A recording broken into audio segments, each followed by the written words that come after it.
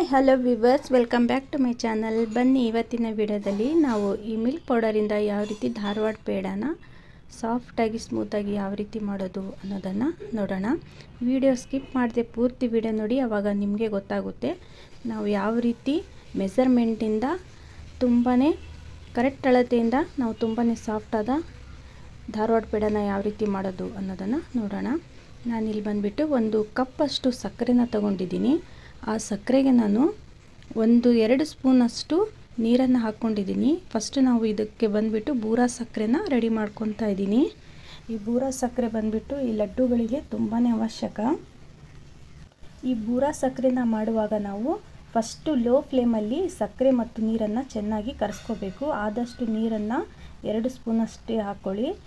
ಈ ಸಕ್ಕರೆ ಮತ್ತು ಚೆನ್ನಾಗಿ ಕರಗಿದ ಮೇಲೆ ಆವಾಗ ನಾವು ಜಾಸ್ತಿ ಫ್ಲೇಮನ್ನು ಇಟ್ಬಿಟ್ಟು, ಜಾಸ್ತಿ ಉರಿನ ಇಟ್ಬಿಟ್ಟು ಈ ರೀತಿ ಚೆನ್ನಾಗಿ ತಿರುಗಿಸ್ತಾ ಇರಬೇಕು. ನೋಡಿ, ಇವಾಗ ಈ ರೀತಿ ನೊರೆ ಥರ ಬರ್ತಾ ಇದ್ದರೆ ಇವಾಗ ಗ್ಯಾಸ್ ಒಲೆನ ಆಫ್ ಮಾಡ್ಕೊಂಡ್ಬಿಟ್ಟು ಇದನ್ನು ನಾನಿವಾಗ ಗ್ಯಾಸ್ ಒಲೆನ ಆಫ್ ಮಾಡ್ಕೊಂಡಿದ್ದೀನಿ. ಇವಾಗ ಗ್ಯಾಸ್ ಒಲೆನ ಆಫ್ ಮಾಡ್ಕೊಂಡ್ಮೇಲೆ ಹಿಂದೆ ನಾವು ಈ ರೀತಿ ನಾವು ಸ್ಪೂನಿಂದ ಚೆನ್ನಾಗಿ ಈ ರೀತಿ ತಿರುಗಿಸ್ತಾನೆ ಇರಬೇಕು. ಯಾವುದೇ ಕಾರಣಕ್ಕೂ ಕೈನ ನಿಲ್ಲಿಸಬಾರ್ದು, ಇಲ್ಲಾಂದರೆ ಗಂಟುಗಳಾಗ್ಬಿಡ್ತವೆ. ಗಂಟುಗಳಾದರೆ ನಮಗೆ ಪೌಡರು ಚೆನ್ನಾಗಿ ಬರೋಲ್ಲ.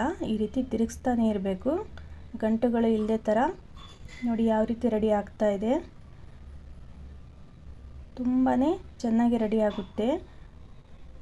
ನೋಡಿ ಈ ರೀತಿ ಮಾಡಿಕೊಂಡ್ರೆ ಬೂರಾ ಸಕ್ಕರೆ 1-2 ನಿಮಿಷದಲ್ಲೇ ರೆಡಿ ಆಗಿಬಿಡುತ್ತೆ ಇದು ಬೂರಾ ಸಕ್ಕರೆ. ಇವಾಗ ನಾವು ಇದನ್ನು ಈ ಸೋಸೋದು ಇರುತ್ತಲ್ವ, ಇದನ್ನು ತಣ್ಣಗಾದ್ಮೇಲೆ ಈ ಸೋಸಣಿಕೆಯಿಂದ ನಾವು ಇದನ್ನು ಪೌಡರ್ನ ತಗೋಬೇಕು. ಹಾಗೆ ಏನಾದರೂ ಗಂಟುಗಳಾದರೆ 1 ಕಪ್ಪಿಂದ ಅಥವಾ 1 ಬಟ್ಲಿಂದ ಅದನ್ನು ಚೆನ್ನಾಗಿ ತಿಕ್ಕಿದರೆ ಗಂಟುಗಳು ಎಲ್ಲವೂ ಚೆನ್ನಾಗಿ ಒಡೆದೋಗ್ಬಿಡುತ್ತವೆ.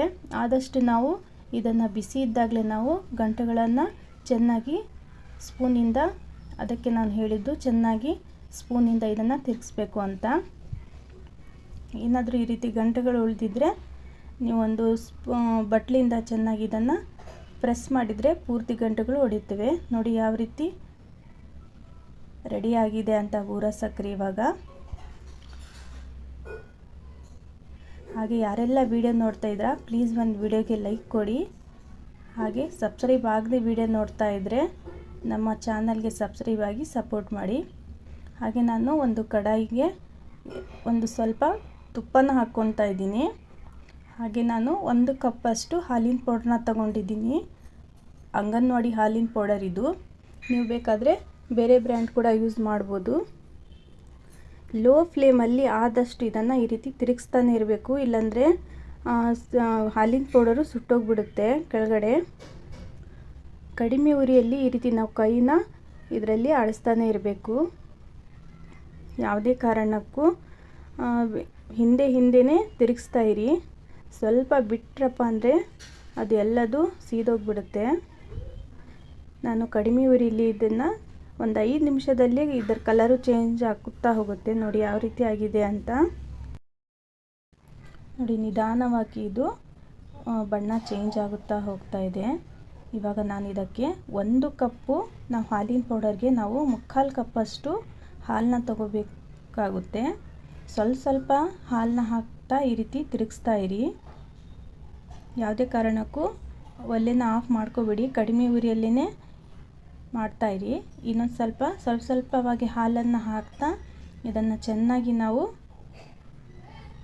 ಈ ರೀತಿ ತಿರುಗಿಸ್ತಾ ಇರಬೇಕು. ಇದು ಚೆನ್ನಾಗಿ ಡ್ರೈ ಆಗುವವರೆಗೂ ಆದಷ್ಟು ತಿರುಗಿಸ್ತಾ ಇರಿ, ಇಲ್ಲಾಂದರೆ ಪೇಡ ತುಂಬಾ ಮೆತ್ತಗಾಗ್ಬಿಡುತ್ತೆ ಅಂತ. ಯಾವುದೇ ಕಾರಣಕ್ಕೂ ಈ ರೀತಿ ತಿರುಗಿಸ್ತಾನೆ ಇರಿ.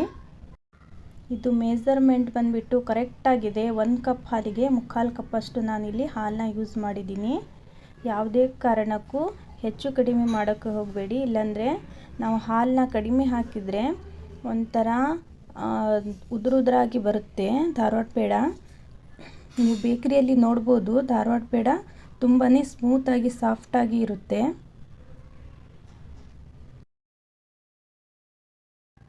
ಇದರಲ್ಲಿರುವ ನೀರು ಆದಷ್ಟು ಈ ರೀತಿ ಡ್ರೈ ಆಗುವವರೆಗೂ ನೋಡಿ. ಇವಾಗ ಕರೆಕ್ಟಾಗಿದೆ. ಇವಾಗ ನಾನು ಒಲೆನ ಆಫ್ ಮಾಡ್ಕೊಂಡಿದ್ದೀನಿ. ಇದನ್ನು ಆದಷ್ಟು ನಾವು ತಣ್ಣಗಾಗೋಕ್ಕೆ ಬಿಡೋಣ. ಇದು ತಣ್ಣಗಾದಮೇಲೆ ನಾನು 1 ಕಪ್ ಸಕ್ಕರೆನ ತೊಗೊಂಡಿದ್ದೀವಲ್ವ, ಅದಕ್ಕೆ ನಾನು ಒಂದು ಅರ್ಧ ಕಪ್ಪಷ್ಟು ಈ ಬೂರಾ ಸಕ್ಕರೆನ ಹಾಕ್ಕೊತಾ ಇದ್ದೀನಿ. ನೀವು ಬೇಕಾದರೆ ಸಿಹಿ ಜಾಸ್ತಿ ಅಂದರೆ ನೀವು 3/4 ಕಪ್ಪಷ್ಟು ಈ ಬೂರಾ ಸಕ್ಕರೆನ ಹಾಕ್ಕೋಬೋದು.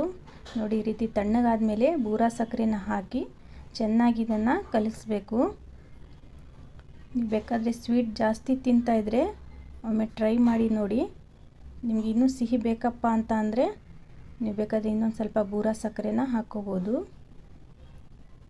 ನೋಡಿ, ಇವಾಗ ಈ ಧಾರವಾಡ ಪೇಡ ಬಂದುಬಿಟ್ಟು ಯಾವ ಸೈಜಲ್ಲೂ ಕೂಡ ಇರೋದಿಲ್ಲ. ನೀವು ಬೇಕಾದರೆ ಯಾವ ಸೈಜಲ್ಲಿ ಕೂಡ ನೀವು ಮಾಡ್ಕೋಬೋದು. ನಿಮಗೆ ಅಕಸ್ಮಾತಾಗಿ ಏನಾದರೂ ಈ ಪೇಡ ಜಾಸ್ತಿನೇ ತೆಳು ಆಗಿದೆ ಅಂತಂದರೆ ನೀವು ಇನ್ನೊಂದು ಸ್ವಲ್ಪ ಹಾಲಿನ ಪೌಡರ್ನ ತುಪ್ಪದಲ್ಲಿ ಹುರಿದ್ಕೊಂಡ್ಬಿಟ್ಟು ಹಾಲನ್ನ ಹಾಕದೆ ಇದರಲ್ಲಿ ಆ್ಯಡ್ ಮಾಡ್ಕೋಬೋದು. ಹಾಗೆ ಧಾರವಾಡ ಪೇಡ ಯಾವ ಶೇಪ್ ಬೇಕೋ ಆ ಶೇಪಲ್ಲಿ ನೀವು ಕೊಡ್ಕೋಬೋದು. ನೀವು ರೌಂಡಾಗಿ ಚೌಕವಾಗಿ ನೀವು ನೋಡಿದ್ದೀರಲ್ಲ, ಧಾರವಾಡ ಪೇಡಾಗೆ ಶೇಪೇ ಇರೋದಿಲ್ಲ. ನಿಮ್ಗೆ ಯಾವ ಶೇಪ್ ಬೇಕೋ ಆ ಶೇಪ್ನ ಕೊಡ್ಕೊಳ್ಳಿ. ನೋಡಿ, ಇಷ್ಟೇ. ಈ ರೀತಿ ನಾವು ಯಾವ ಶೇಪ್ ಬೇಕೋ ಆ ಶೇಪಲ್ಲಿ ಕೊಟ್ಕೊಂಡ್ಬಿಟ್ಟು ಆ ಬೂರಾ ಸಕ್ಕರೆಯಲ್ಲಿ ನಾವು ಅದ್ದಿದ್ರೆ ಮನೆಯಲ್ಲಿನೇ ತುಂಬಾ ರುಚಿಯಾದ ಧಾರವಾಡ ಪೇಡ ರೆಡಿ ಆಗುತ್ತೆ. ಹಾಗೆ ನಮ್ಮ ವಿಡಿಯೋ ನಿಮ್ಗೆ ಹೇಗೆ ಅನ್ನಿಸ್ತು ಅದನ್ನು ಕಾಮೆಂಟ್ನಲ್ಲಿ ಹಾಕಿ. ನಾನು ಮತ್ತೆ ಮುಂದಿನ ವಿಡಿಯೋದಲ್ಲಿ ಸಿಗ್ತೀನಿ. ವಿಡಿಯೋ ನೋಡಿದ್ದಕ್ಕಾಗಿ ಧನ್ಯವಾದಗಳು ಫ್ರೆಂಡ್ಸ್. Thanks for watching.